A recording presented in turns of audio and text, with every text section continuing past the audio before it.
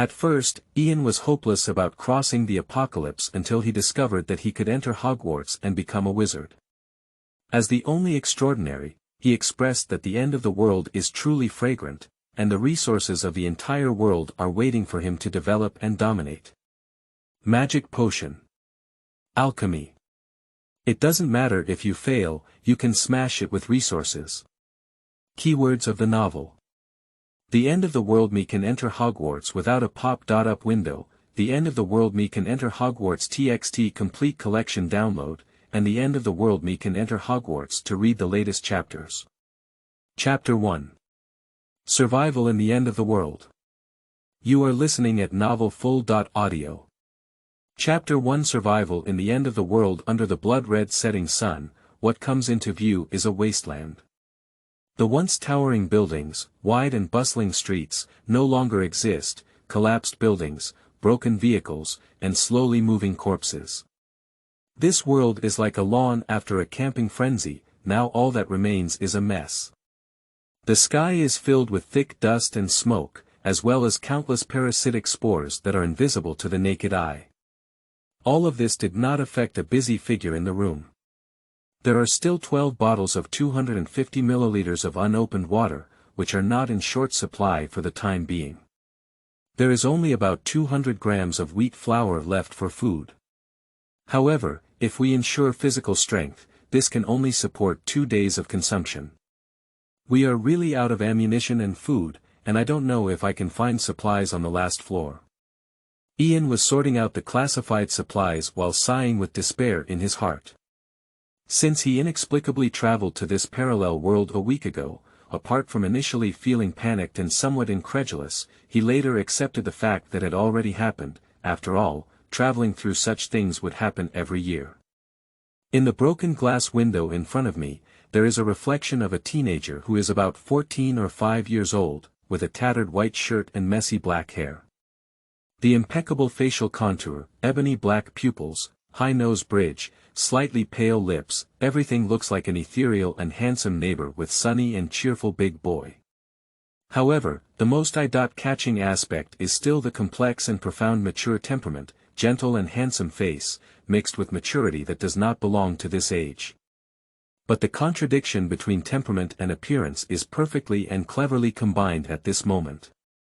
I learned from my original memory that this child's name was Ian Titus, a 14-year-old Western boy who grew up in a single-parent family.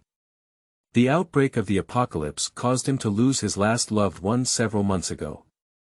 It was only because I understood the meaning expressed in my mother's last gaze, "Live well," that this half-aged child struggled to hold on for so long.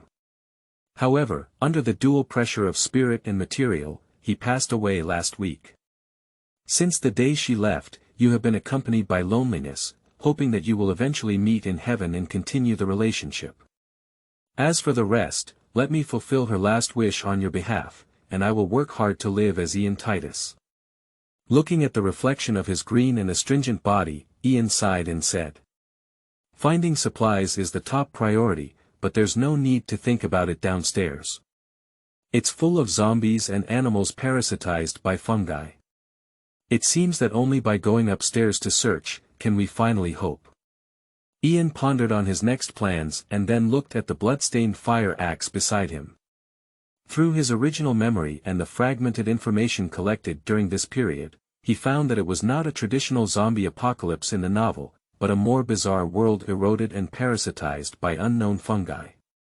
A year ago, an unknown fungus suddenly erupted, causing countless parasitic spores to permeate the air and crazily parasitize all life forms, including humans, animals, birds, plants, insects, and marine organisms. Fortunately, after billions of years of evolution, insects gradually developed antibodies after the first round of parasitism. Otherwise, under the indiscriminate attacks of insects, there would really be no life in this world. The most important thing is the tenacious vitality of the parasitic body. As it is a fungus, there is no such thing as killing it with a head popping in movies.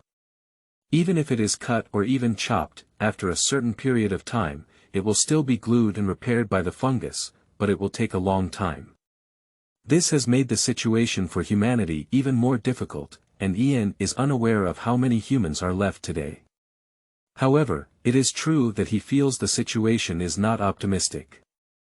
After all, there used to be some human strongholds broadcasting continuously through simple radio stations every day, but now most radio stations have been cut off for a long time, leaving only a few that are still struggling to support. What's wrong with me? If I'm poor, I'll take care of myself. If I'm successful, I'll help the world. As long as I survive, I'll live for a day. This 12-story office building only has 2 unknown floors left, so we can't delay this situation anymore. Waiting for death is nothing more than drinking poison to quench thirst. The more we delay, the more troublesome it becomes. After a night of silence, the next day at dawn, Ian felt that his body had once again emitted the few remaining powers under the primitive survival instinct of humans. Wearing old Martin boots and wrapping thick printing paper around his left arm as a makeshift shield for emergencies, he picked up a fire axe and the essential tool for opening treasure chests, 3 hacksaw blades, and began his search.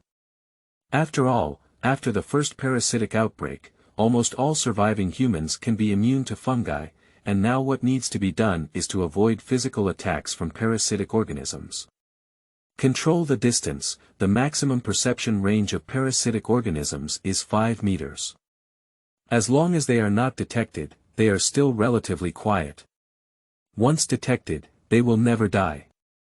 Once on the radio, information about parasitic organisms reappeared in his mind. What a gentle and despairing apocalypse, without a wave of corpses, without a frenzy of bloodlust, with all that's left is this dignified trend crushing, splitting, breeding, and parasitism, Ian thought with some sadness.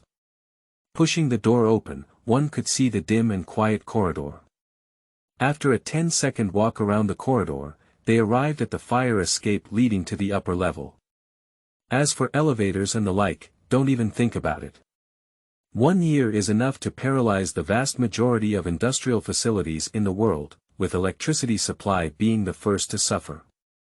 Even if there is still electricity, anyone with a bit of brain would not choose to take it. After all, no one knows what will greet them when the elevator door opens.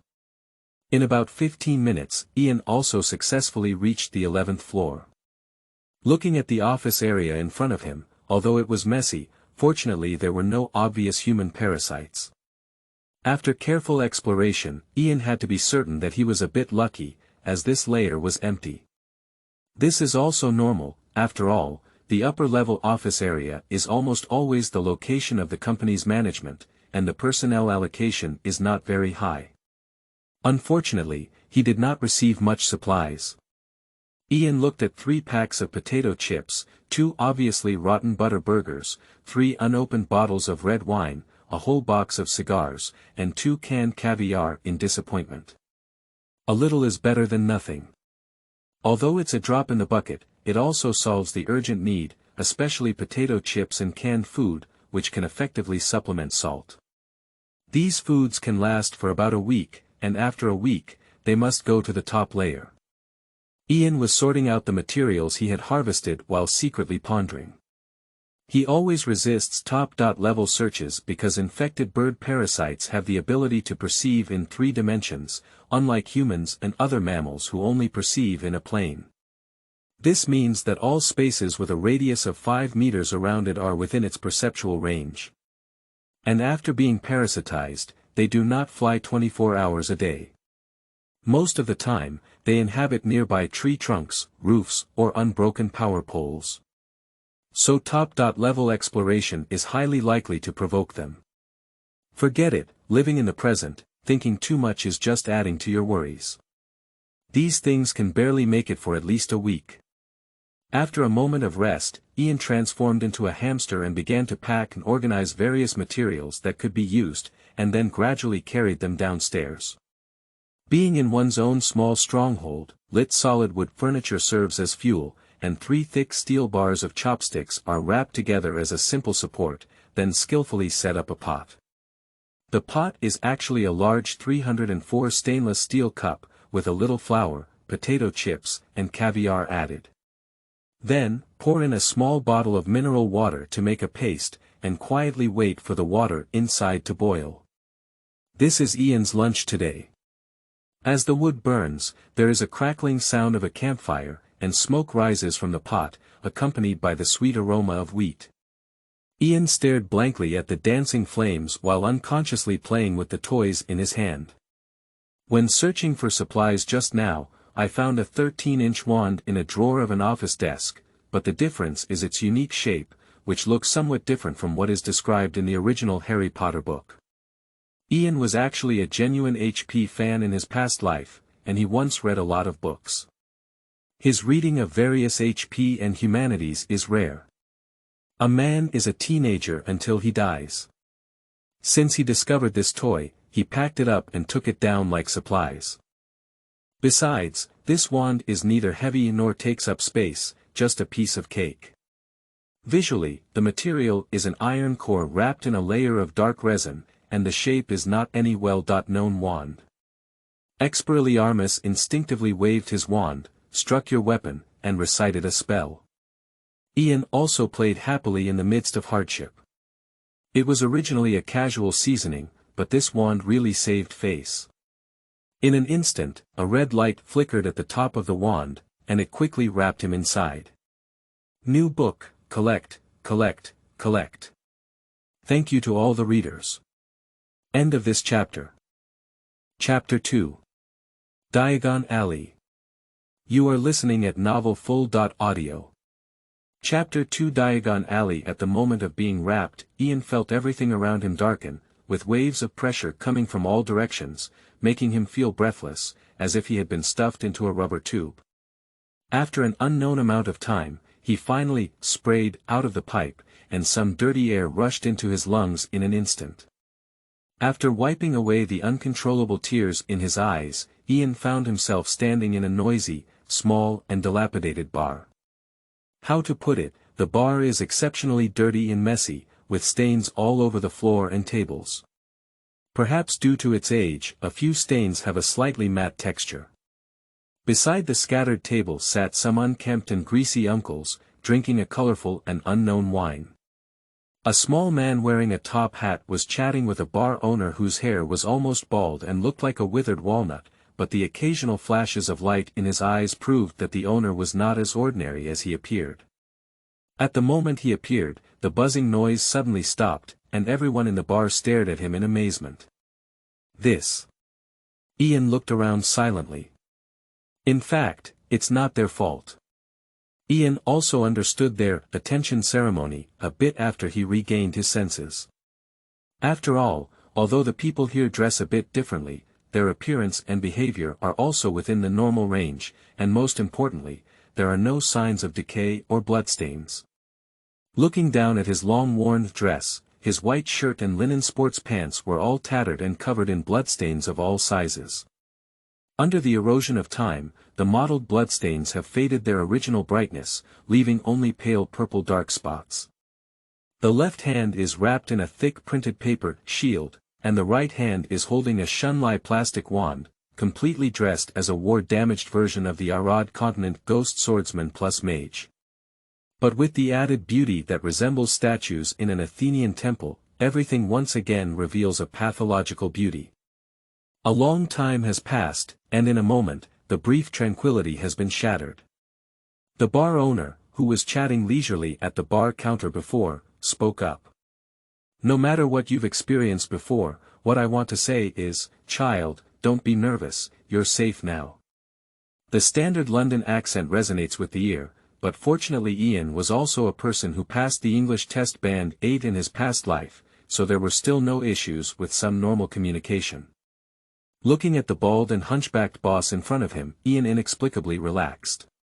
Perhaps it was his previous experience of surviving alone in the apocalypse, even if it was only a week, but the agony of death like silence and loneliness also made him approach collapse, making him extremely eager to see other humans. Ian certainly understood that this sudden friendliness actually came from his charming appearance and youthful age. After all, dressing like myself is almost like labeling criminals on the top of my head. If you were to switch to an adult casually, perhaps you would have already been subdued on the ground, or maybe kicked out. Half an hour later. London, Diagon Alley, Broken Cauldron Bar. Can I be considered to have achieved my wish? After a brief conversation with the boss who claimed to be Tom, I obtained this information. Ian had a vague guess before, after all, the restoration of this place is almost 100% close to the original work. So when old Tom waved his wand casually, summoning a cloudy empty cup and instantly filling it with light green grass juice, Ian completely believed it. At the same time, after his approval, a paragraph came to mind. After staying for 30 natural days, return to the original world, and also stay for 30 natural days to start the next journey. The time difference between the two worlds is 1 second. 30 days. Countdown. 719 hours, 33 minutes, 12 seconds. So, you don't know how you got to my bar either. Looking at the young man slowly tasting the grass juice in front of him, old Tom asked softly. After all, as the leading figure in the British wizarding world, a part-time guide, and the current head of the Abbott Iron Hat family, Tom is not brainless. Just this boy who looks too perfect on the outside doesn't give him the feeling of coldness that only black wizards have. Of course, this feeling is innate to wizards, and after more than half a century of verification, Tom believes in his feelings, which is why he gives himself the greatest kindness. Yes, sir, I really want to figure out what caused me to suddenly come here, Ian replied truthfully. Well, I guess it could be the door key. Although theoretically your situation is more like a phantom shape-shifting, it's obvious that you don't know this magic, otherwise you wouldn't be unsure how you got there. But I don't remember who could set the teleportation location of the door key in my bar. Magical magic. Old Tom obviously believed Ian's answer. After all, he had been working in a bar for over half a century, observing and treating people, and had seen too many people for decades. All kinds of people are almost unable to escape their own eyes and feelings, and the boy in front of him clearly feels that he has not deceived himself. Perhaps he is really not clear. Perhaps it was the door key set by the ancestors of the family in the past. It seems that if you have time, you need to browse through the family's collection of books. Old Tom thought to himself, but with a faint smile on the surface, he said. So, child, it seems that your previous experience has exhausted you. You can finish this glass of grass juice and then borrow my owl to write a letter to your family. Get in touch with them as soon as possible and end this unpleasant journey. Ian, who was mentioned as a family member, felt like a conditioned reflex, his eyes quickly moistened, and a sense of sadness permeated his entire body. This is not acting, it is the only remaining emotional memory of this body in this world, and it is also a manifestation of true emotions. Sir, perhaps I don't have any family to contact anymore. I only follow my mother's last wish and strive to live. I really don't know how I came here, and I'm sorry for any trouble this may have caused you. I will leave here soon. Ian has his own ideas because no matter where he lives, money is indispensable. However, he happens to be penniless now, so he cherishes any opportunity to get some help. So 3 parts of the truth and 7 parts of the probing, some said in a pitiful manner. I'm sorry. Child, everyone is born different. Even if everything leaves us, the innate hope and will of life will still guide us forward, like a helmsman sailing on the sea, not swayed by storms, always seeing the direction and finding our own home. However, if necessary, you can temporarily stay in my bar, and tomorrow we will discuss your next plans. You look tired now. Old Tom's face couldn't help but show a hint of sympathy. As described in the original work, this is a kind old man who also holds great kindness towards the little wizards. Sir, thank you for your generosity, but all the expenses are considered as my credit. Once I find a job and have money, I will immediately repay you, Ian replied, taking advantage of the heat. Old Tom didn't speak, just smiled noncommittally and led Ian to an inconspicuous guest room on the left corner of the 2nd floor. It was said to be a guest room, but in Ian's view, it was more like a miscellaneous room. A small room of 5 or 6 square meters was piled up with various old furniture. Although it was a bit shabby and narrow, the double window on the right facing Diagon Alley did add a lot of points. Because it's the start of school season, there are no extra vacant rooms in the bar, and only here is barely habitable. Moreover, the bathroom is also independent, so you can take a good wash, sleep well, and come down for dinner in the evening. Old Tom explained slightly that in his opinion, the room in front of him, which was barely called his residence, was indeed somewhat unsatisfactory. "This is already very good, sir. I am very grateful for everything you have provided. I was really tired before, but at least it allows me to sleep peacefully here.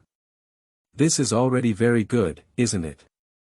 30 years of ups and downs, as well as the worldly wisdom of his past life, have made Ian very clear about these things. He has become accustomed to the utilitarian world of adults, and pure kindness like old Tom's help, without the desired help, appears extremely precious. "Ha ha ha, don't worry, old Tom's bar is very safe. There are no dirty black wizards, let alone those nauseating werewolves, so you can rest in peace. If you have anything to do, please come downstairs to find me. If I happen to be away, just wait at the bar for a while and I will be back soon." After closing the door to bid farewell to old Tom, Ian was lost in thought. "First of all, it's obvious that my golden finger has been credited. With a monthly travel time and a relatively high proportion of stagnant time, the operability here is very high. However, the top priority is to root it here and figure out what's going on with the wand I brought with me. In a month's time, I will learn some practical and helpful spells that can help me survive in the apocalypse to the maximum extent, and finally earn money to buy supplies and wait for the next month to bring them back. So it seems that I can't escape the fate of working to earn money. Haha. As for whether he could unleash magic and whether the apocalypse was the end of the law era, Ian actually didn't consider it at all. Whether it is the same humanities in previous lives or the textual research in the original work, it has been confirmed that this is fundamentally a world of sorcerers, and all abilities stem from bloodline. It's not a spiritual energy pattern of borrowing magic from heaven and earth. One's own bloodline is the source of power. This kind of bloodline that gives rise to the ability to cast magic, you have it, you don't have it, it's not related to the external environment. Secondly, it is not necessary to confirm whether one can release magic and whether they are a muggle. You should know that according to the requirements of the confidentiality law, the Broken Cauldron Bar constantly releases the Muggle Destroyer curse 24 hours a day. Even if a Muggle manages to enter without the accompaniment of a wizard, it will constantly feel like there is something very important to do and an urgent need to leave. And just now, standing alone in the bar lobby for so long, there was no trace of this feeling, so Ian was very certain that he was not affected by the Muggle expulsion curse and did not belong to Muggle. But whether it is a mute canon or not still needs to be verified, but first of all, it is important to ensure how to survive better in the afterlife, and survival is the top priority. Even if you are a mute canon, pulling down your body and relying on your face to eat in this magical world can still make you live a comfortable life in the afterlife. New books, please collect, collect, collect, thank you, readers. End of this chapter. Chapter 3. Finding Jobs. You are listening at novelfull.audio. Chapter 3 Finding Jobs. With a hint of confusion and fatigue, Ian walked towards the brown walnut single bed by the window. The long-lost tranquility and safety made Ian quickly fall asleep. Inexplicably traversing an apocalypse, his spirit remained tense, even in the relatively safe environment where he had carefully cleared up the settlement, he had never obtained the current peace. This is actually not difficult to understand, after all, in a dead and lonely world with no relatives, as well as the feeling of panic that arises from gazing at shadows, they are all oppressing and destroying his spirit. In this situation, even if sleeping, it is only a shallow rest, and even the rapid eye movement period will not be reached. The theory that 2 hours of deep sleep is better than a day of light sleep has once again been confirmed. After waking up in the evening, Ian felt like a nine-tailed grass that had never seen any rain all year round. After being watered by the spring rain, the feeling of rebirth that had long been met with sweet dew arose naturally. After a simple grooming and tidying, he changed into the second-hand plain robe left by old Tom. Looking at the figure in the mirror, a mysterious, tall and slender young man, his old second-hand robe seemed to have been enchanted by magic.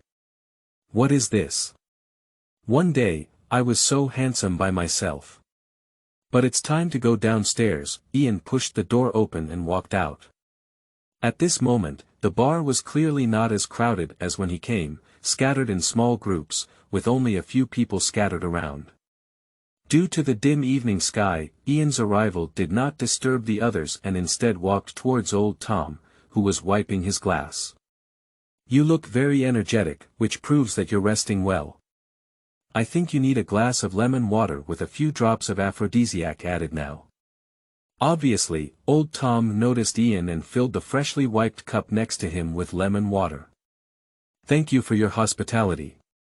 To be honest, I haven't slept so peacefully in a long time. Do you know where to find a job? After expressing gratitude, Ian took the opportunity to express his inner demands.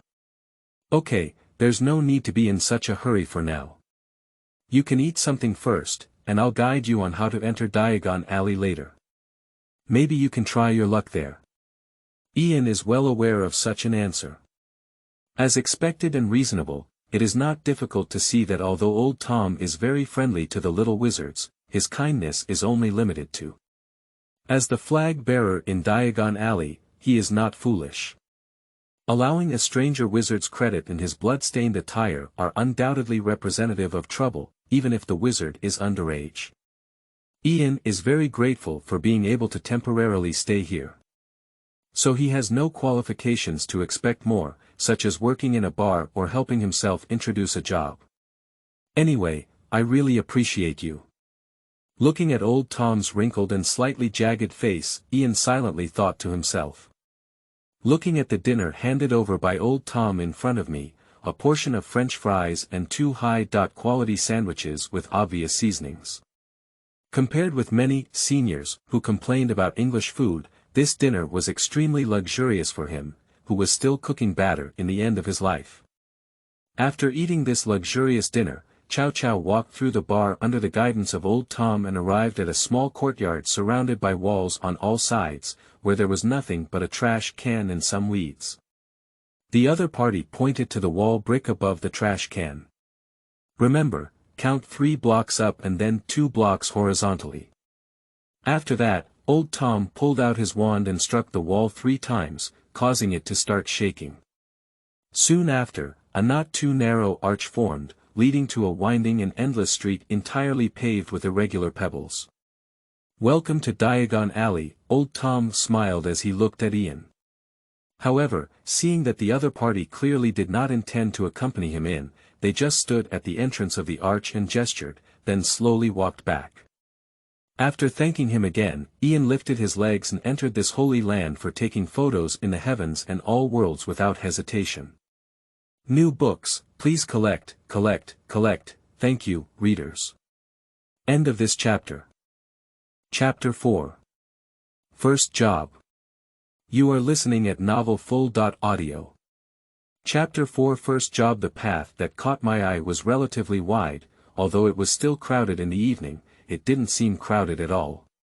Watching people of all kinds pass by, most of them were wearing long robes, pointed hats, and occasionally 1 or 2 suits and leather shoes, which did not appear unconventional here.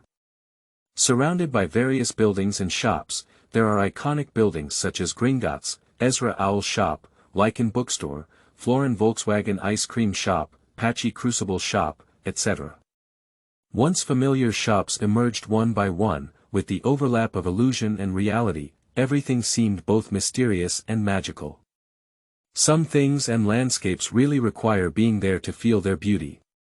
Just like those who have never been to Egypt will never experience the shock brought by the towering pyramids and huge sphinx in the endless desert. Ian stared blankly at the various scenes before him, but his heart was somewhat excited and surging. After all, no HP fan can appear calm after reaching Diagon Alley. However, the top priority is still to find a job that can survive, and I hope there will be no restrictions on child labor in the wizarding world. Ian, who has been struggling for more than 30 years in his past life, understands the truth that money can travel the world without it. There will never be a shortage of so-called jobs in this world, but sometimes it is necessary to obtain them easily at the right time and opportunity. Obviously, Ian did not occupy the last two, so as seen in previous novels, the protagonists often easily found a job with a considerable income in Diagon Alley. Although relying on her stunning appearance and harmless approach to nearly half a street of shops, I have to admit that magic is just too convenient. With a wave and a tremble, it's like a conductor in a symphony orchestra, effortlessly completing seemingly tedious tasks for ordinary people. So there is really no shortage of cheap labor here. It seems that no matter which world it is, technical talents are always in high demand. For someone like me who can only do odd jobs at the moment, it's normal to not have the opportunity. However, there are still some things that need to be done to the best of our ability, and we should try our best to ask all the shops here before it gets completely dark. Ian looked at the McGonagall Lady Robe specialty store in front of him, thinking to himself. Without hesitation, naturally pushed the door in. "Darling, what can I do for you?" There was a short and chubby witch with a smiling face in front of her. Although Madame Morkin was inquiring as usual, the appreciative expression in her eyes could not be concealed. When Ian was watching at the door before, she had already noticed it. After all, such a beautiful boy is rare. His perfect figure and temperament, as well as his lonely and melancholic eyes, have never been compared to him in the decades of running his own clothing store.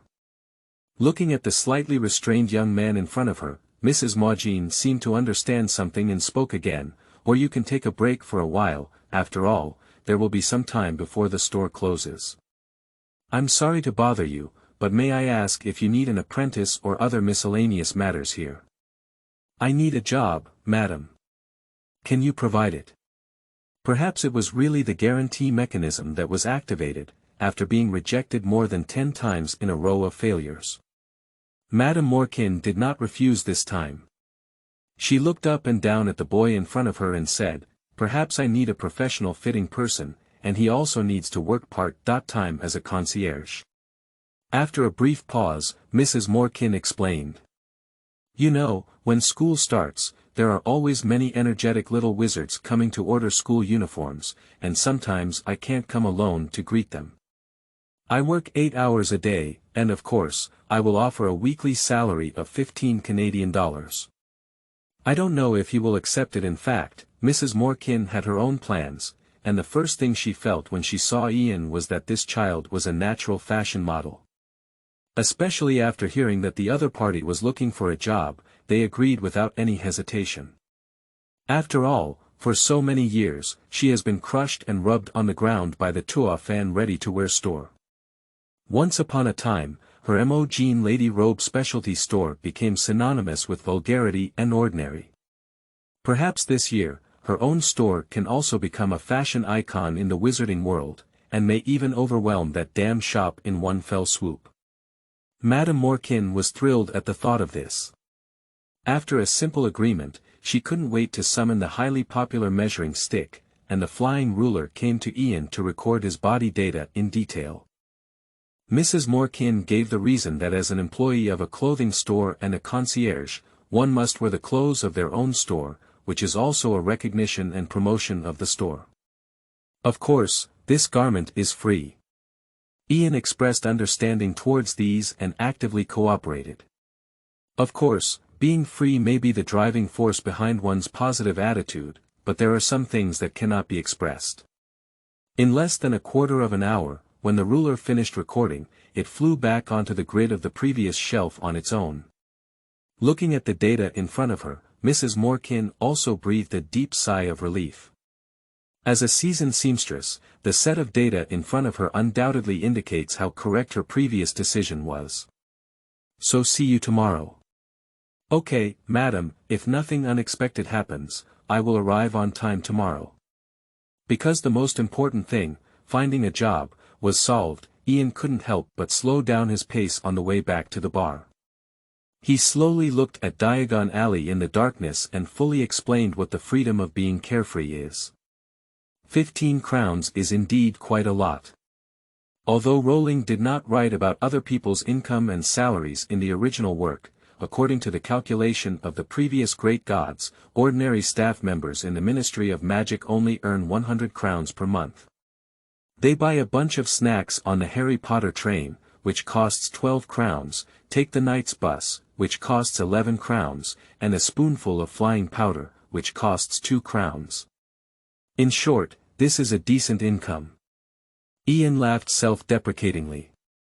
In fact, he didn't care about the amount of money, even if Mrs. Morkin only gave her a weekly salary of $5 Canadian, or even less. What he cares about is whether he can first establish himself in this world, which is irrelevant compared to others. How poor can one survive the end of the world? And applying the most commonly used rule in the workplace for job hopping, riding a donkey to find a horse, he must not let himself fail first. Under the night, Diagon Alley is somewhat quiet. Strolling through this wide street, tranquility envelopes various shops on either side that have either closed or are currently closed, returning merchants, and laughing children. Ian looked at the painting in front of him called Fireworks World, thinking about the desolation and ruin he had seen in the apocalypse before, and suddenly smiled happily. What a wonderful moment, everything happened cleverly in nature, it's so great. Because I was enjoying the cultural scenery along the way, I almost stepped on the closing point of the bar to enter. Old Tom looked at the figure walking in and saw his relieved expression. He joked, "It seems that our young gentleman is very happy at this moment. Is it because he met some beautiful ladies in Diagon Alley?" Ian didn't care about Old Tom's teasing at all, because he knew that in interpersonal relationships, appropriate jokes not only brought each other closer, but most importantly, they would send a signal that the other person was slowly letting go of their guard. "Ha, of course, because there are too many beautiful ladies on the street, I almost forgot the time to come back. However, this is not important because there is another more important matter that has been resolved. I found a job with Mrs. Morkin, with a weekly salary of 15 Canadian dollars. The reason Ian wanted to tell Old Tom this information as soon as possible was simply because of the habits he had developed in his past life. After all, I am currently in a state of free eating and drinking, and everything is due to someone else's kind credit. Therefore, it is the most basic morality to promptly indicate my credit value to the creditor. As for whether this expense is cared for by Old Tom, it is not something he needs to manage. If someone has money, it is their own, and if they owe money, it is their own. Ian himself has always been clear about his own positioning. Mrs. Morkin, she used to be a great beauty. Old Tom didn't know what was on his mind, and Ian suddenly noticed a hint of shyness and regret on his face. Cough. Well, it's great if you can find a job with her. The salary of 15 Canadian dollars is also reasonable. Alright, I left a dinner in the kitchen. If you need it, just go to the kitchen and pick it up. If there's nothing else, I'll take a break too. See you tomorrow. Looking at his embarrassed back, Ian was quite speechless. New books, please collect, thank you, readers. End of this chapter. Chapter 5. Hot Robe Shop. You are listening at novelfull.audio. Chapter 5. Hot Robe Shop. Hey, why are you thinking about this? All you need to do now is eat, sleep, earn money, buy supplies, learn magic, and then go home. As for why Ian listed learning magic last, it's not because he doesn't like it, no HP fan would refuse magic. Just because the apocalypse he lived in was not the apocalypse depicted in traditional films and television. In that relatively mild apocalypse, survival resources were more important than power. The most intuitive manifestation is that the predecessor, this half-year-old child, was able to survive alone in an office building for several months, which is enough to prove the gentleness of this apocalypse. Of course, this is just being relatively gentle in the room. The various types of birds, small mammals, and parasitic plants that go out will really make people experience a 10-sided ambush, and grass and trees are everywhere. And the key to learning magic lies in learning. First of all, he doesn't have any system like Golden Fingers, so of course, he won't have the same mode as in games where he can learn it with just a click and use it by drawing a card. His only advantage may be his familiarity with the plot, as well as his exceptional mental and spiritual abilities beyond his peers. So, in the absence of books and money, standing firm on this side is the way, step by step, and gradually strive for it. After tidying up his divergent thoughts, Ian got up and walked towards the kitchen behind the corridor, busy for so long, rewarding his already hungry stomach. On August 23, 1991, less than 10 days before Hogwarts started school, although it was only around 8 o'clock in the morning, the streets of Diagon Alley were already showing an extraordinary trend of liveliness. The children who are about to start school have embarked on various shopping trips with the company of their parents, and there are also groups of senior students like Ian who walk together and chat happily. Occasionally, they stop by shops like Quidditch boutiques and joke shops before pausing for a moment. After careful grooming in the morning, Ian rushed to the agreed location. After all, on the first day of work, appearance were still very important. At 8:30, as scheduled, the door of Madame Mo Jin's Robe specialty store was pushed open on time. "Good morning, Mrs. Morkin." "Good morning, child." The black dress hanging in the middle wardrobe in the second room on the left behind. "I went to the cloakroom to change it. It took me an entire night yesterday to make it, and I can't wait to see its effect. Damn it, I was so busy today. The freshmen at Hogwarts this year are obviously a bit too much. Don't think I don't know what they think. They all hope that their children can obtain the friendship of the Savior, even if they become the attendants of the boy who survived the disaster. They used to run and avoid faster than anyone else. A group of guys who are adaptable to the situation, even in the morning, already have 4 orders." Madame Morkin was a bit impatient at the moment, chattering incessantly. For these, Ian only maintained the most basic politeness and quietness as an employee, and after about a few seconds, he nodded to Mrs. Morkin to show that he understood, then turned around and walked towards the room behind him. This is just a normal reaction exhibited by middle-aged women after staying up late, and Ian fully understands this. After walking through a 7.8-meter narrow corridor, we arrived at the second room on the left side. Various costumes were arranged in the wardrobe, but what caught people's attention was the middle set that Mrs. Morkin had just mentioned. A long dress that combines complexity and simplicity, with a main color of dark brown. The collar, cuffs, collar, waist, and hem of the formal dress are all inlaid and embroidered with various embellishments and patterns. It seems that they are made using techniques such as gold printing, embroidery, and painting, and the edges and corners are decorated with light purple jasmine patterns. The solemnity of blackish black, the mystery of silver embroidery embellishments, and the allure of light purple paintings add a touch of allure. Despite experiencing an information explosion, Ian, who has watched various short videos of dressing up, cannot help but acknowledge the unique and elegant beauty of this dress. Beside the dress, there is also a pair of white silk stockings and black leather boots placed thoughtfully. However, as soon as he thought about Mrs. Morkin's impatience just now, he couldn't help but admire her too much and could only quickly change her clothes. "Madam, do I need to stay at the door next?" Mrs. Morkin turned around at the sound. Although she had absolute confidence in her dress and had previously thought about the effect behind it, she had to admit that she underestimated Ian's charm and the bonus of the dress. The sharp and angular facial features are exquisitely carved, with a tall and erect nose, thin lips, and dark, deep, lonely, and somewhat melancholic eyes. A slight glance at them can easily lead one to fall into trap.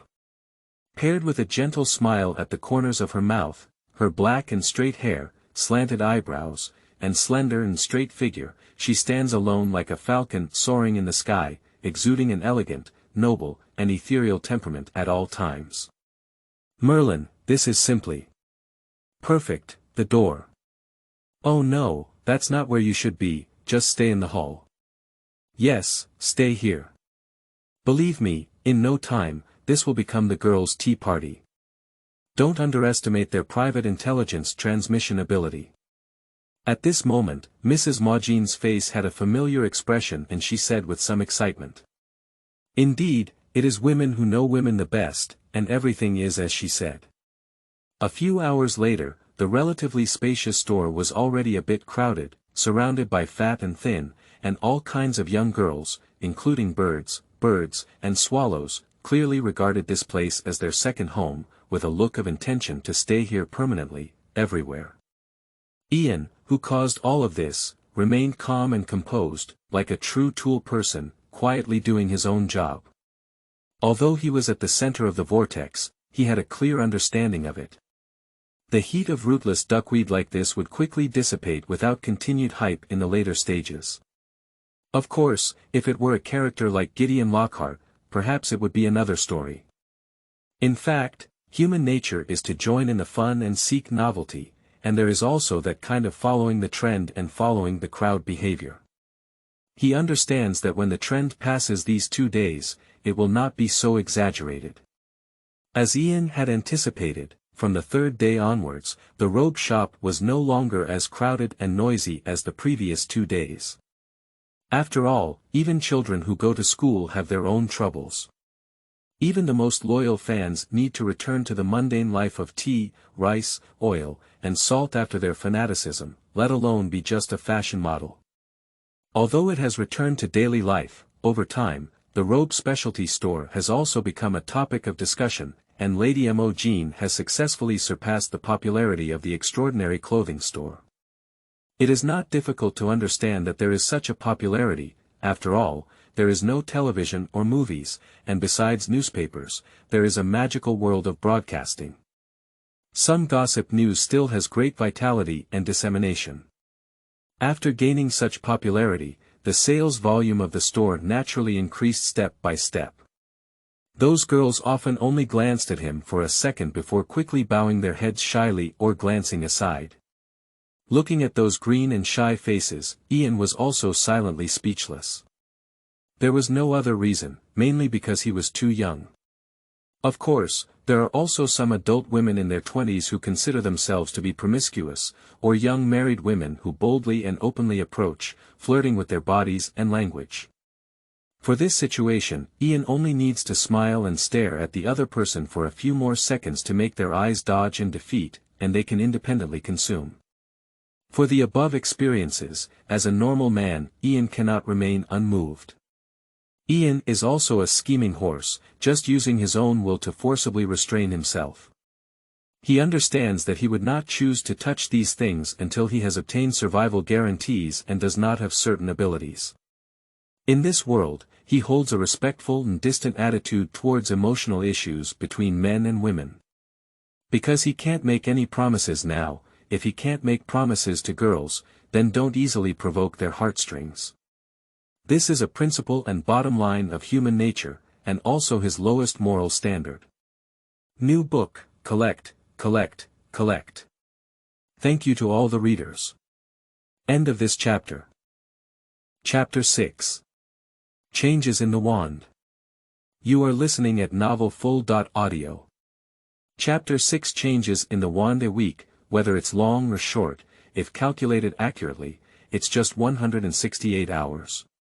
Time flies by in a flash. On August 30th, the last day of Hogwarts before the start of school, it was also the day Ian came to this world to receive his first reward. Walking on the road paved with fine pebbles in Diagon Alley, the various experiences of the past few days flashed through my mind. Most of the characters with names and surnames in the original work have been seen. Especially the famous scene of Malfoy and Harry's first meeting, the tall Hagrid, the lovely Beaver Miss, and the innocent girl with an Eastern face in autumn. Of course, I haven't seen Ron, let alone the twins. After all, in the situation of the Weasley family, it's not very realistic to buy a new robe here. Madam, that's too much. Actually, I didn't do anything. And I'm already satisfied with the job you offered me, along with a salary of 15 Canadian dollars. Looking at the 50 crowns piled up by Mrs. Morkin on the table in front of her, Ian said with some embarrassment. It's not that he doesn't love money or has some kind of moral cleanliness obsession. He can be said to have witnessed the hot sales performance of this week throughout and is very clear that he can get this 50 gallons with peace of mind. As for why one chooses to temporarily refuse, this actually involves a fundamental workplace rule, or psychological game. Ian understands very well that there will be a clear-off season in clothing sales after the start of school. In other words, he is afraid of being politely rejected or dismissed. Although it is unlikely to happen, as long as there is a chance, he will try to avoid it as much as possible. Winning the bet is nothing more than earning a few tens of gallons, but losing the bet may lead him back to a state of nothing. Before that, he deeply realized how difficult it is to find a job in Diagon Alley. Ian is well aware of the subtle changes in the world here, which may directly affect the safety of survival in the apocalypse. In order to have a long-term and stable source of livelihood, he cannot afford or dare not gamble, so he can only endure the pain and politely refuse. If he wants to take it, he must give it first, and this principle is the same everywhere.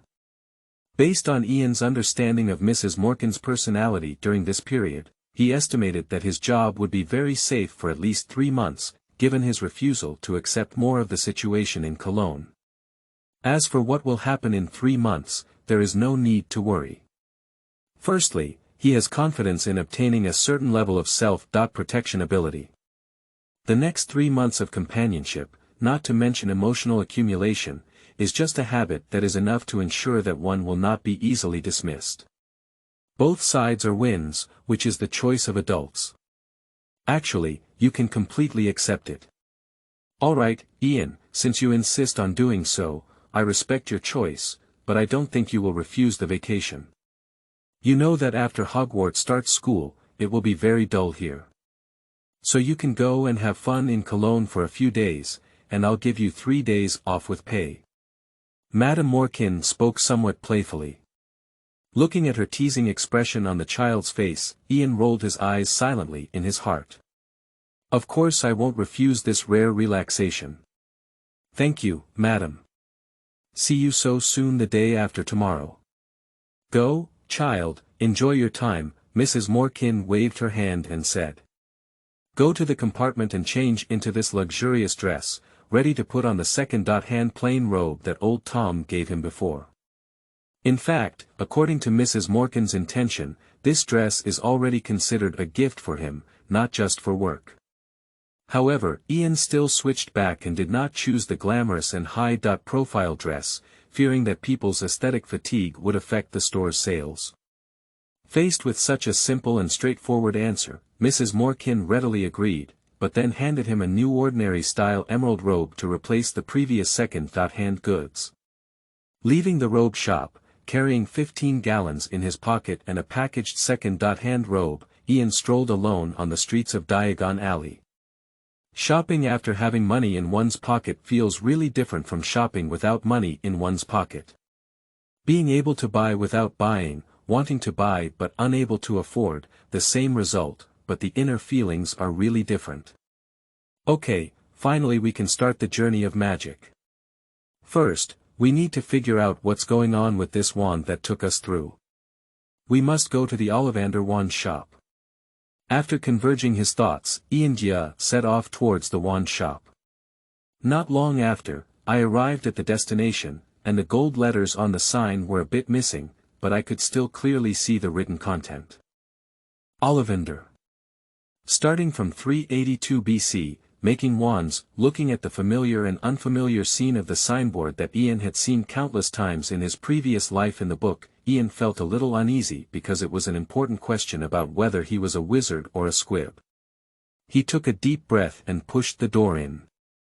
This is a crowded, small, and dilapidated small shop, where wands are displayed on faded purple mats, but more are stuffed into long boxes and piled up on the old shelves that are almost close to the ceiling. Thousands of wands gathered together, making the space even more crowded, so there was no other living furniture here except for a bench. But anyone who underestimates it because of this is completely wrong. The potential energy of the arms dealer family that monopolized the British Isles for nearly 2,000 years can be imagined. Good morning. A soft voice came from Ian's side, and an old man with bright eyes and silver shoulder-length hair appeared beside him. Ian quickly leaned over and said, "Good morning, sir. I want to take care of my wand." This is the stomach draft he had prepared before, which is not expensive but can also obtain useful information. After all, he doesn't buy anything and just licks his face to consult this and that. He is not a boy who can survive a disaster, why should everyone have to let him? Oh, of course not a problem, if I remember correctly, your wand was not purchased from me. You know, the people of the Ollivander family can clearly remember every wand they sell and its owner, because Ollivander's wands are unique. Ollivander nodded and then looked at Ian before saying, finally not forgetting to praise his industry. Yes, I have only recently arrived in the UK, but I have long heard of the oldest family in Europe that makes canes. Ian was very, very willing to do the task of carrying the flower sedan chair, which had no capital and could bring each other closer. After speaking, he pulled out his wand, extended his 4 fingers flat, and held it firmly and horizontally in his palm with his thumb clasped inside. The tip of the wand pointed diagonally towards the ground. This was also done intentionally by Ian, just like handing scissors, fruit knives, etc., with the sharp side facing towards him and the handle handed to others. This not only reflects politeness, but also shows trust in others and expresses harmlessness. Obviously, Ollivander understood Ian's movements and a happy expression appeared in his eyes. After all, few little wizards have been so polite in all these years. And the other person also gently pinched the wand with their thumb and index finger, placed it on the mat, and carefully observed. "Oh. A very rare combination," Ollivander said with a surprised expression, indicating that this combination is not common. "This wand." Ollivander seemed to be lost in memories. After a while, he realized that there were still customers in the store. Sorry for the loss of composure. From the perspective of production techniques, this wand should also come from our Ollivander family. It is 13 inches long, with a body made of acacia wood and a core made of thunderbird feathers. Thunderbird feathers not only give users the power of magic, but also balance the stability of casting spells. At the same time, the acacia wood symbolizes resurrection from death, eliminating malice, and other meanings. It is a very powerful combination that only those who truly have outstanding abilities in the magic world will hold a wand. Blessed to the soul, after Ollivander revealed the properties of this plastic wand, it seemed like it had truly transformed at this moment, into the feather of the acacia thunderbird. A faint connection arose, and Ian seemed to feel a slight excitement coming from within his wand, while deep inside, there was also a faint sound of wind and thunder. A long sigh of relief confirmed that he was not a mute. The magic of the mute cannon is as hard and lifeless as a rock, unable to resonate with the wand. The problem that has been troubling him is now easily solved. Ian's heart was also unusually happy at this moment, as he looked at his wand and thought to himself. Its turning point should be scanning and replicating other wands, where there are thousands of wands, selecting a combination that fits me very well to complete a complete transformation of form and quality, and then activating rebirth. At this moment, Mr. Ollivander looked a bit excited, and the silver-haired old man was dancing and laughing like a child. Great, that's it. It seems that its connection with you has become even closer. The wand that treats you well has emotions. It was the wand that chose the wizard, and it was the wand that chose the wizard. This is strong evidence. I need to take note of this. It's really great, and I know my guess is not wrong. More than half an hour later, this wand underwent a series of tedious and precise maintenance by Ollivander.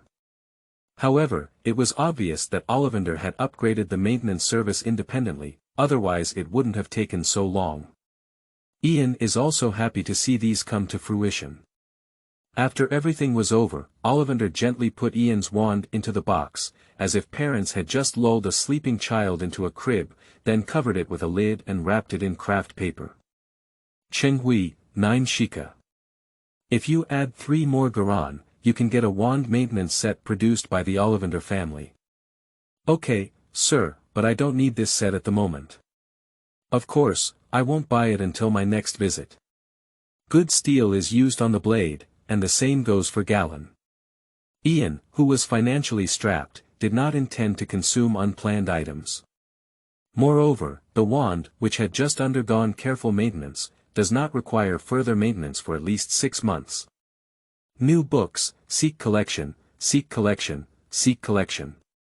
Thank you to all the readers, everyone, end of this chapter. Chapter 7.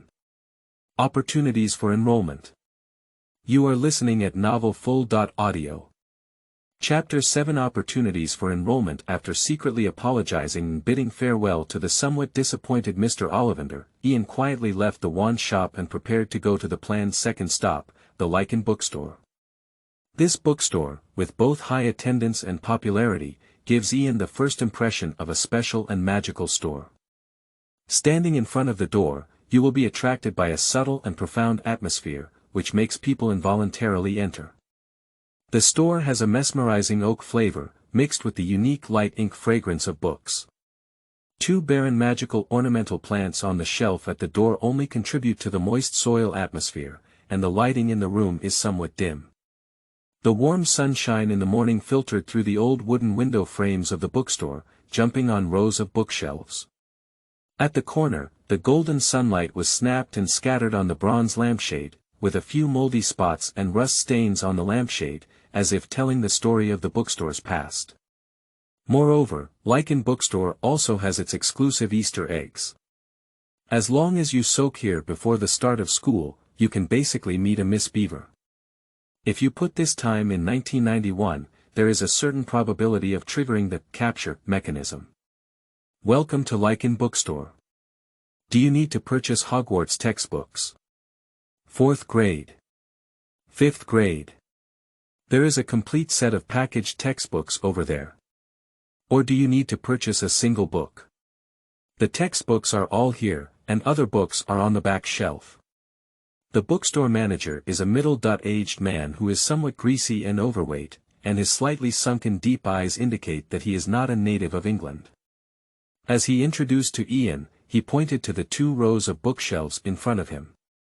Perhaps because there was still 1 day before the start of school, textbook books were still placed in the most prominent part of the bookstore. Thank you, sir, but let me take a look first. If needed, I'll call you. The bookstore is like this. Ian can casually browse around and search for the books he needs. Looking at the various books on the textbook bookshelf in front of me, such as History of Magic, Where Are the Magical Animals, Standard Spells. Beginner, 2nd, 3rd, 4th, 1000 Magical Herbs and Mushrooms, Magic Potions and Potions, Black Magic. A Guide to Self-Defense. After extensive reading and contemplation, Ian only chose to purchase 2 books, Standard Spell Beginner, and Beginner's Guide to Metamorphosis. Although he was also interested in Magic Potions and Potions, he had to endure the pain of parting ways when he thought of the living environment in the apocalypse and did not need high-end items like magic potions for the time being. Books are not extensive but precise. Controlling input is a habit that Ian has maintained for a long time in his past life. Reducing upstream information intake is the necessary method to have a clear mind. Of course, he wouldn't say that he chose these 2 books that can convert his strength at the moment because he had to repay old Tom's debt, and 15 Garon couldn't really buy much. Despite this, the 2 books also cost nearly 5 gallons of money. Even these are beginner science popularization books, and the wizarding world must pay a price to learn knowledge. Ian has considered second-hand books, but he is not sure if some of them are missing pages or words because he lacks the guidance of Hogwarts staff. There are also some graffiti notes on books. If he has a teacher, these notes can be quickly imitated, but without a teacher, these notes may become his obstacle because no one can judge whether the notes are correct. In summary, for various reasons, Ian ultimately chose to purchase a new book, whether it was more expensive or not, but the advantage was safety. Safety first, safety first. Pain is just a moment, but safety is a lifetime. While comforting himself, he reluctantly took out 5 coins that had not yet been covered in heat and paid the bill. After completing these 2 primary tasks, confirming the wand and purchasing books, Ian became less interested in other shopping activities and immediately accelerated his pace, returning to the Broken Cauldron bar. After pushing open the bar door, greeting Old Tom, and taking out 3 gallons to pay for the previous week's food and accommodation expenses, Ian wanted to return to his room in the attic. After all, buying a new book is for learning, not for decoration. So I didn't notice the hesitant Old Tom behind me. Looking at the 2 books in Ian's hand, Old Tom hesitated for a moment before suddenly speaking up as if he had decided something. "Ian, wait a moment, I think we need to talk." Upon hearing this, Ian turned around and showed great respect for Old Tom, grateful for his acceptance. Therefore, since he had spoken, he could not ignore him. "Although I don't know what happened to you before, nor do I understand what you have experienced in your own country. However, I still want to say that your current age should be to go to school, not to work odd jobs in Diagon Alley. Merlin socks, I've been wanting to say this for a long time. It's just that when you first came here, you looked a bit scared. But when I saw the book you chose to buy after making money, I became more and more certain that it was time to talk about it. Regarding school matters, I will write a letter to communicate with Professor McGonagall. Oh, she is the Vice President of Hogwarts, a very kind lady. If you're lucky, you can get an answer this afternoon." Old Tom seemed to have thought of something and added, "As for tuition books, you don't need to worry.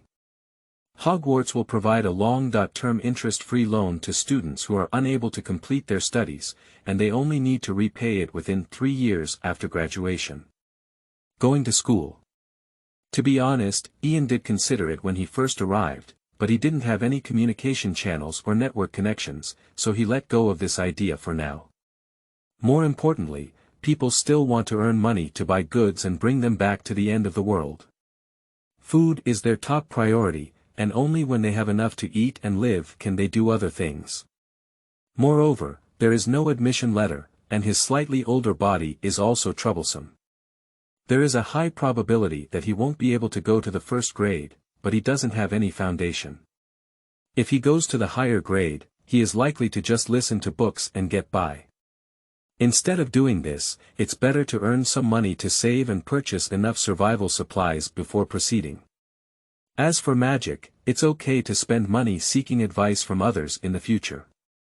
Most Hogwarts students won't refuse this easily obtained pocket money. As the saying goes, if Old Tom is willing to help write a letter, Ian is very willing to communicate with this impartial vice dean about enrollment issues. When he was reading the original work, he really liked Professor McGonagall.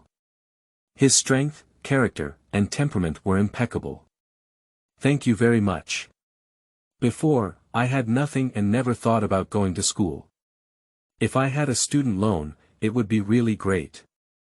Ian didn't say much, just starting from the lack of money, he briefly explained his reasons. What should I say?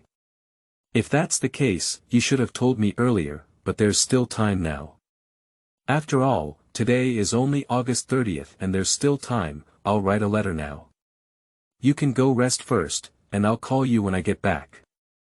Old Tom also spoke happily at the moment. After all, as an elder, seeing the desire of the new generation of children for learning always brings joy to people's hearts, doesn't it?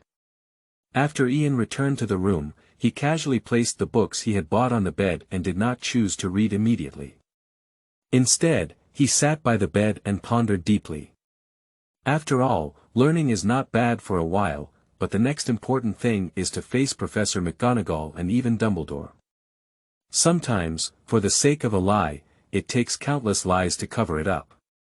That's not a big deal, the most important thing is my lifestyle at Hogwarts, and the plot is completely different. However, how to use my foresight to seek benefits requires careful consideration. New book, collect. Thank you to all the readers. End of this chapter. Chapter 8. First meeting with Professor McGonagall. You are listening at novelfull.audio. Chapter 8 First meeting with Professor McGonagall. Time always passes by unintentionally, and while Ian was thinking, Professor McGonagall also received a letter from old Tom. Looking at the thin piece of parchment in front of her, after pondering for a moment, she did not immediately choose to reply because she decided to personally go to the Broken Cauldron bar to meet the troublesome boy that Tom had mentioned. Due to his personality, it is evident that Professor McGonagall personally handles anything related to students.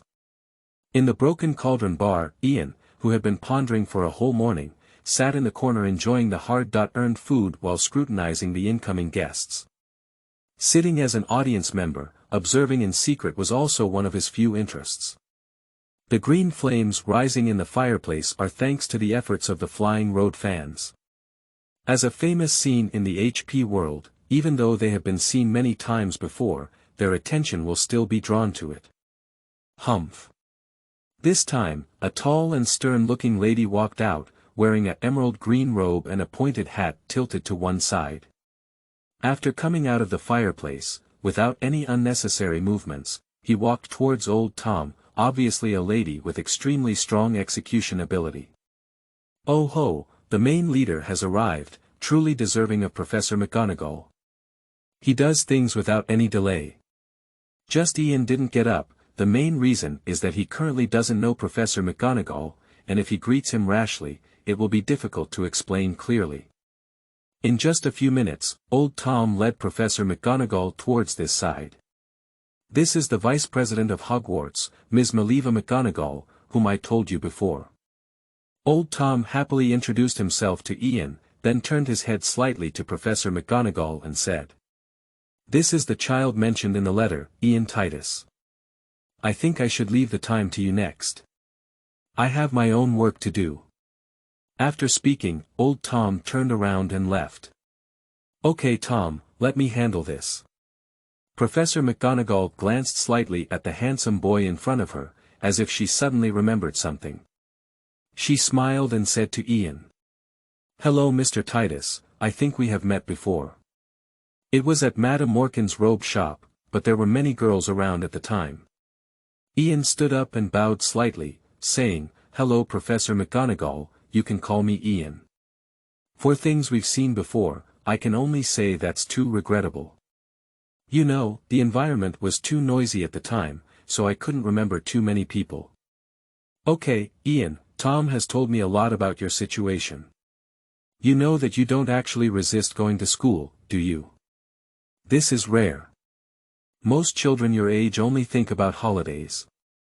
Although Hogwarts doesn't force admission for wizards who have already been bewitched, we will never reject eligible students who are eager to learn. Here, all you need to do is complete your studies seriously. Don't worry about anything else. If you encounter something you can't handle well, you can directly contact me or other professors. No one can harm the students here. Moreover, Hogwarts has the greatest white wizard of the century, and Mr. Dumbledore, as the principal, poses no threat to Hogwarts even during the most chaotic times." Professor McGonagall spoke at lightning speed, then lowered his head and glanced at his pocket watch. Obviously, this vice principal has been very busy with work in the past 2 days before the start of school, and there is clearly not enough time. Upon seeing this, Ian stopped procrastinating and directly stated his own question. "Professor McGonagall, perhaps Mr. Tom did not tell you in detail about my situation. My family underwent changes at the age when I was supposed to enroll, and for the past 3 years since I was 11 years old, I have been living an exiled life with my mother. After my mother's passing, I was almost desperate and wandering aimlessly.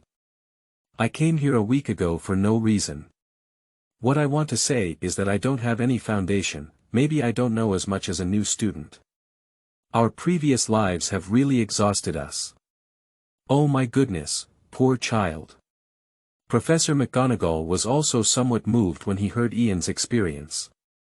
Ian was just a simple narrative, but as a knowledgeable woman, she saw loneliness and despair in the other person's eyes.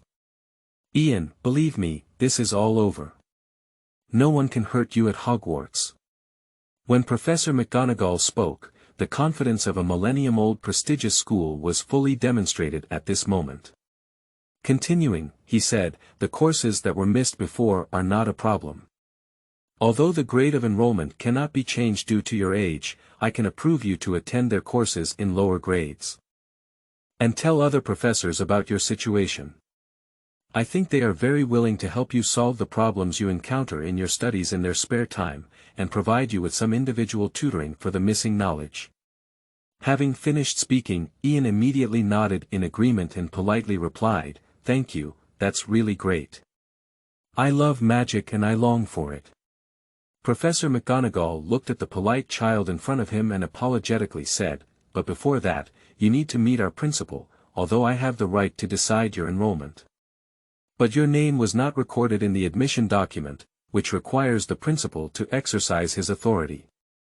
However, rest assured that although Dumbledore doesn't usually manage school affairs, I think he will soon resolve this matter." As mentioned earlier, Professor McGonagall is an action-oriented person. After receiving Ian's positive response, he pulled him towards the fireplace, preparing to travel to Hogwarts through the Fly Road network. New book, Seeking Collection, Seeking Collection, Seeking Collection. Thank you to all the readers. End of this chapter. Chapter 9. Hello Hogwarts. You are listening at novelfull.audio. Chapter 9. Hello Hogwarts. Because school has not yet started, Hogwarts at this moment is dominated by silence and solemnity. In the solemn castle, only the dazzling stairs and occasional whispering activity portraits remained, but even so, Ian was still deeply attracted by them. "Alright, don't look at those portraits anymore. You have a lot of time to chat with them in the future. Follow me now. The principal's office is on the 8th floor, be careful of the stairs under your feet." Obviously, Professor McGonagall, who is swift and decisive, does not intend to waste too much time here. It is worth mentioning that the location connecting to the Fly Road network is Professor McGonagall's office, located on the 3rd floor of the castle, so the time required to reach the 8th floor is not too long. At this point, Ian's brain had already started to run rapidly. As mentioned before, he didn't think too much about the issue of enrollment at first. And today there is also a feeling of being driven to the shelves by ducks. I never expected to see this White Demon King so soon, who has been active for nearly 100 years and has stood at the peak of the magic world throughout the entire drama. This is not something that can be easily handled like Professor McGonagall. Ian was very cautious about his meeting with Dumbledore. But after all, it is a mature mind, so what he is pondering at this moment is more about how to benefit from it with Dumbledore. Pretending to be naive is not enough. Although old Deng shouldn't just come up and absorb his thoughts, attempting to act in front of an experienced centenarian is a very unwise choice. Ian understands very well that for the principal, the first impression is crucial. Don't you see that there was once another Tom who just snatched things from other children in the orphanage, and he lit a flame, forcing them to return everything and apologize? It was precisely because of this first encounter that Dumbledore's later observations and distrust of Voldemort in school were caused. But what Dumbledore didn't know was that Tom, who was an orphan in his youth, had already vaguely regarded the man who took him out of the orphanage as his father. This is not difficult to understand, because children living in orphanages know that only adopted children will leave here, except for those who are kicked out after reaching adulthood. Sensitive orphans, unfamiliar environments, and no matter how hard they try, even if they receive praise from everyone in the castle, they cannot gain the recognition of Dumbledore, who is considered their father. Not to mention the magical world, children who grow up in such an environment in reality are likely to experience psychological distortion. Moreover, this is another idealistic magical world, and under this series of premises, Tom does not blacken out Chang Wai, which is strange. This is also in the later stages of the plot, where Dumbledore has repeatedly expressed regret for not teaching Voldemort well and leading him down this path of no return. In Ian's opinion, during World War II in British orphanages, such incidents of robbing other children's belongings were just too common.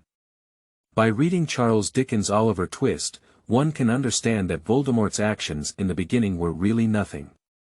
Look at the tragic fate of the orphans in this book, from being apprentices and struggling to survive, to eventually falling into a den of thieves and even encountering even more evil situations. So all of this, in Ian's view, stems from Dumbledore's silent first impression. Of course, it's not entirely Dang's fault. There are also many other reasons, such as children born with aphrodisiacs not feeling love naturally. Various reasons converge to create the twisted Voldemort in the later stage, but Dumbledore also has an inescapable responsibility. At this moment, Dumbledore was sitting on a high-backed chair in the principal's office, holding a silver spoon in his left hand, unconsciously stirring the black tea in his cup while staring blankly at the forbidden forest outside the window. There have been too many things happening this year, such as Harry's enrollment, Quirrell's unusual return from Albania, the theft of Gringotts, and the Philosopher's Stone. There are too many things he needs to worry about. So much so that he could only allocate all the work that belonged to the principal to Maliva. As soon as he thought of the other party's helpless expression, Dumbledore couldn't help but laugh, which also drew the eyes of the former principals in the portrait. Just before this state lasted too long, it was interrupted by the sound of the stone beast guarding the gate. Dumbledore looked at the approaching figure and smiled, saying, "I remember we had already finished all the preparation work before the start of school. Maliva, I don't know what you're looking for me for now." Professor McGonagall's mouth twitched as he heard the words, "Those tasks were completed by me and other professors, and it has nothing to do with you. You just returned to Hogwarts before the start of school to continue eating your candy. But I do have something to talk to you about this time, regarding the enrollment of Mr. Ian Titus. His name is not on the admission letter, so you need to use the principal's authority to add Mr. Titus' name to it." As he spoke, he didn't forget to pull Ian out, who had been hiding behind him since entering the door. Without the cover of Professor McGonagall's screen, Ian officially faced this legendary white wizard for the first time in this world. Just as described in the original work, by rotating the stairs behind the extremely ugly stones, one arrives at a spacious and beautiful circular room, surrounded by portraits of former male and female principals hanging on the walls. They are now quietly resting in their photo frames, snoring softly from time to time. A huge rectangular table stood before him, and to his surprise, there was no book on the table, only a pile of various collectibles of silverware and other small things. Ian's gaze crossed the table, and an old man with pale hair and long beard sat there smiling at him. Kindness, majesty, wisdom, and various words flashed through his mind. Under the flickering candlelight above, there were a pair of blue eyes that seemed to be able to examine the soul. Perhaps because the eyes were too sharp, its owner chose to hide it under a half-moon-shaped pair of glasses. However, the shining light on the glasses at that time captured the heart and soul, so much so that they overlooked the equally eye-catching, curved nose that had been broken at least twice or more. Of course it's not a problem, it's just adding a name. The work can be completed in a few minutes, as Hogwarts has always done for transfer students. Maliva, if you don't mind, I still want to talk to him alone. I feel like he has something to say to me. Don't underestimate an old man's intuition. After Dumbledore finished speaking, he mischievously blinked at Ian. Looking at Ian, who also nodded and cooperated, Professor McGonagall waved his hand in silence. Is it unnecessary for her alone to have emotions at this moment? Thinking of this, he said impatiently, "Okay, I'll leave everything to you next. I still have my own job." Watching Professor McGonagall leave in a bustling manner, Ian and Dumbledore are the only ones left in the vast principal's office, the old and the young sitting quietly opposite each other. New book, collect, collect, collect. Thank you to all the readers. End of this chapter. Chapter 10. Hello, Mr. Principal. You are listening at novelfull.audio. Chapter 10. Hello, Mr. Principal. Perhaps stemming from the kindness of the elders, Dumbledore was the first to speak up and break the calm. "Ian, please allow me to call you that. Although they often say I'm a crazy old man, I think I'm still very clear-headed at this moment. Why do I feel like you've known me for a long time? It's like I haven't seen an old friend for many years." That's also why I asked Maliva to leave and let us talk alone.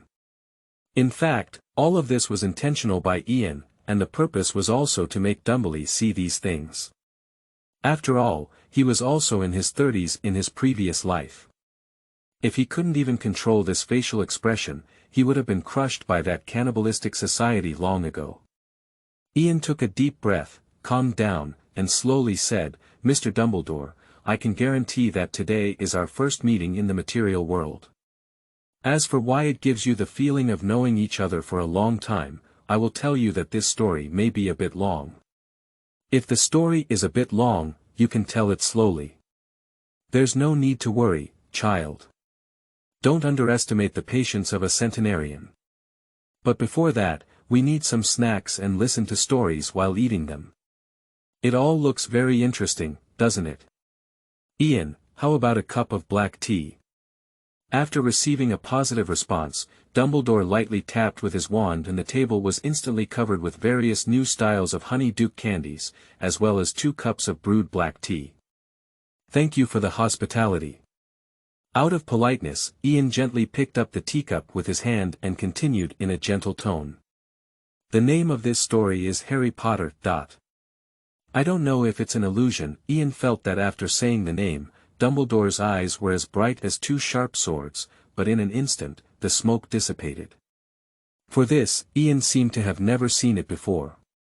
Whether it was the original work of his past life, film and television, or various fan creations, their speculations and descriptions of Dumbledore were not as good as the kindness and sincerity Ian felt when he truly faced this legendary old man at this moment.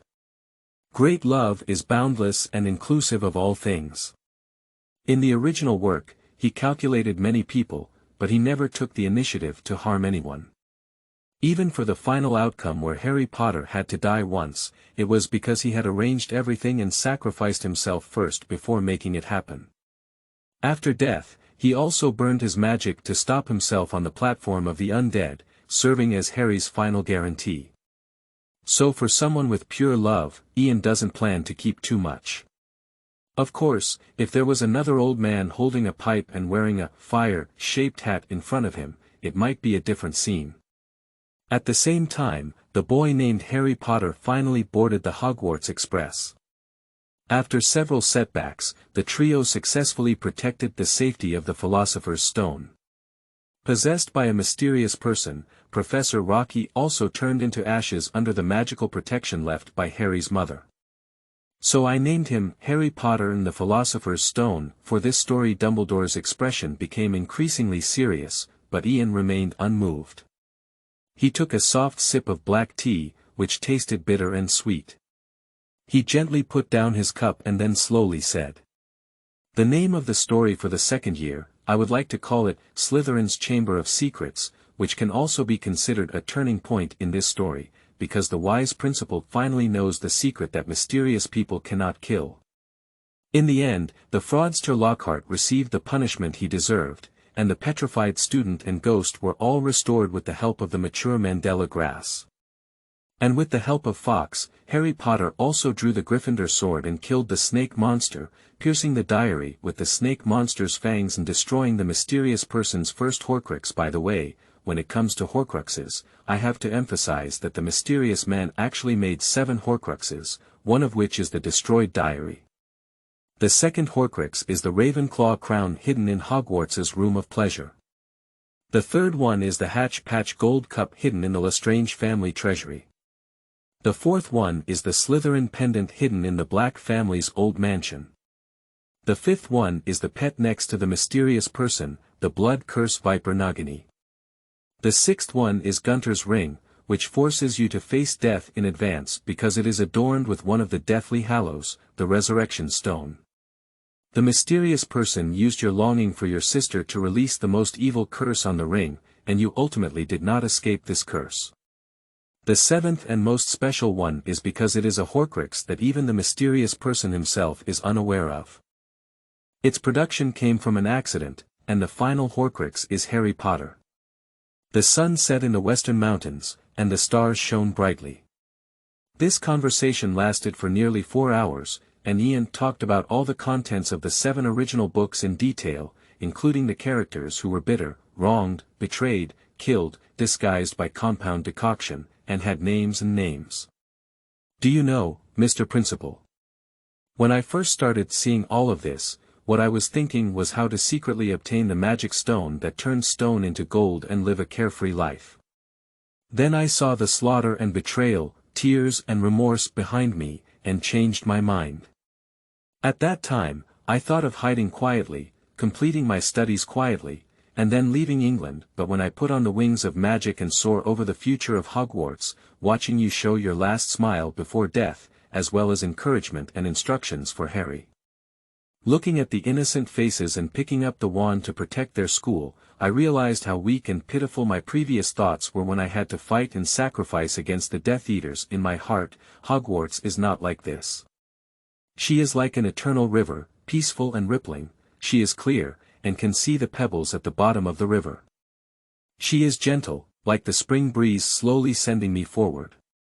Time is like the waves of this long river, flowing away with a leisurely laughter, brushing against our picturesque childhood and immersing all children's thoughts in this strong teacher-student relationship. Ian seemed to transform into a true prophet at this moment, his gaze unfocused as he gazed at the teacup in front of him, as if gazing through time at the future.